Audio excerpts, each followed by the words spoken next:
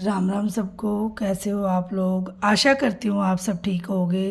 तो कार्तिक महात्म का 28वें अध्याय का आज हम पाठ करेंगे।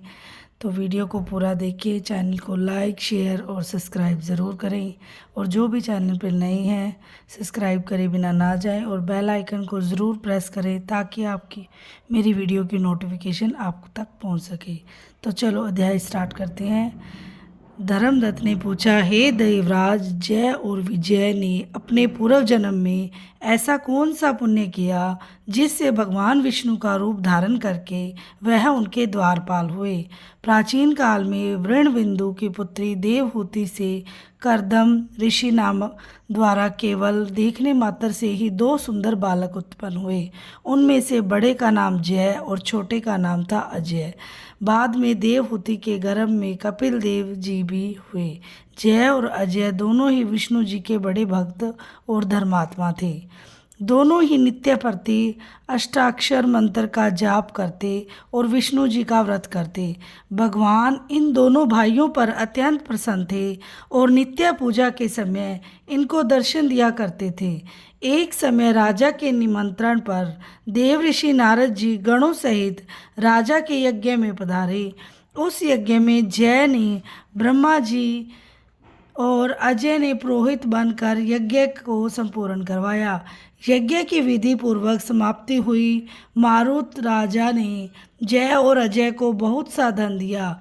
वह दोनों भाई दक्षिणा लेकर अपने आश्रम में आए। धन का बंटवारा करते समय दोनों भाइयों में आपस में झगड़ा हो गया।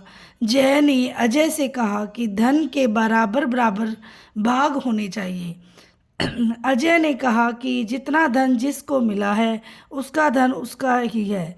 तब जय ने क्रोध में आकर अजय को शाप दिया कि तू धन को लेकर नहीं देना चाहते हो, इसलिए तुम ग्राह हो जाओ।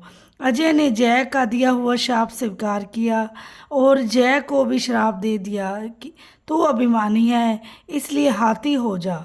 जब नियम पूर्वक दोनों की पूजा के समय जब भगवान उनको दर्शन देने के लिए आए तो दोनों ने भगवान से श्राप मोचन का उपाय पूछा। दोनों ने प्रभु से कहा, हे देव, हम दोनों आपके परम भगत हैं, तो हमें इस श्राप मुक्त होने का उपाय बताइए, मगर हम हाथी की योनि में कैसे रहेंगे। हे कृपा सागर, श्राप से हमारा उद्धार कीजिए। भगवान विष्णु जी ने कहा, मेरे भक्तों की वाणी कभी असत्य नहीं होगी। यमराज भी इसको अन्यथा नहीं ले कर सकता। पूर्व काल में मुझे भक्तराज प्रहलाद के कहने पर स्तंभ में प्रकट होना पड़ा था और राजा अम्बरीश के कहने पर 10 अवतार लेने पड़े थे। अतः तुम दोनों अपने श्रापों को भोग मेरे लोक को प्राप्त हो जाओगे। इतना कहकर विष्णु जी अंतर ध्यान हो गए। फिर वह गंडकी नदी के किनारे मगर और हाथी हुए। जाति स्मरण रहने के कारण इस योनि में भी भगवान विष्णु का व्रत नियम से किया करते थे। एक दिन कार्तिक की पूर्णमासी को वह हाथी स्नान करने को गंडकी नदी में गया। तब पिछले जन्म का श्राप स्मरण करके मगर ने हाथी को पकड़ लिया तो हाथी ने भी विष्णु जी का स्मरण किया। फिर क्या था, तुरंत ही शंख चक्र गदा पद्मधारी भगवान ने अपने सुदर्शन चक्र द्वारा उन दोनों को अपने जैसा रूप देकर उन्हें बैकुंठ में ले गए। उस दिन से उस स्थान का नाम हरि क्षेत्र प्रसिद्ध है।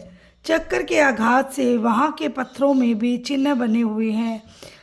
वह दोनों जय और अजय के नाम से आज तक संसार में प्रसिद्ध हैं। हे प्रिय, आपने विष्णु जी के द्वारपालों के संबंध में जो प्रश्न किया था उनका विस्तृत उत्तर मैंने दे दिया है। इसलिए हे द्विज, तुम भी ईर्ष्या और द्वेष को त्याग कर नित्य भगवान विष्णु का व्रत करो। जगत के प्रत्येक जीवन को समदृष्टि से देखो। तुला, मकर और मेष की संक्रांति में नित्य प्रातः स्नान किया करो। तुलसी वन की रक्षा किया करो। एकादशी व्रत किया करो। गो ब्राह्मण वैष्णवों की सेवा के लिए हर समय तैयार रहा करो। व्रत करने वालों को मसूर दाल और बैंगन के साग को कदापि प्रयोग नहीं करना चाहिए। हे धर्मदत्त, ऐसा करने पर तुम शरीर त्याग कर हम लोगों के समान गति पाओगे।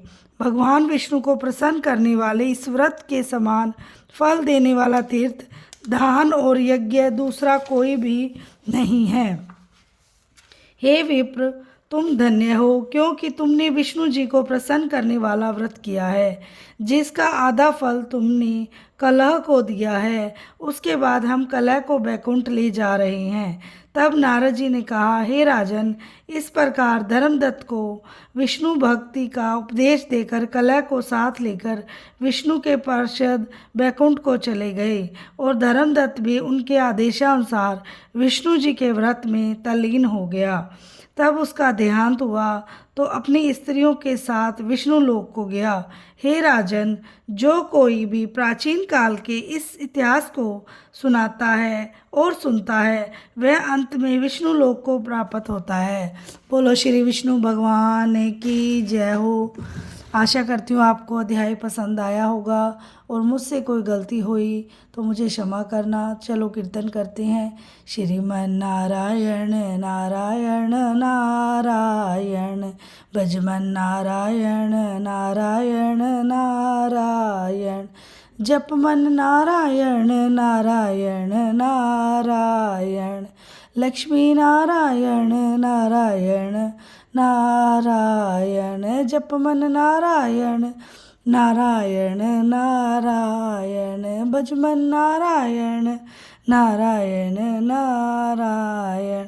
और मेरे चैनल पे पंचमी को जो भी स्नान करेगा उसके लिए महत्वपूर्ण जानकारी है, और उसकी कहानी भी कही है मैंने, तो आप मेरे चैनल को क्लिक करके वहाँ से सुन सकते हैं।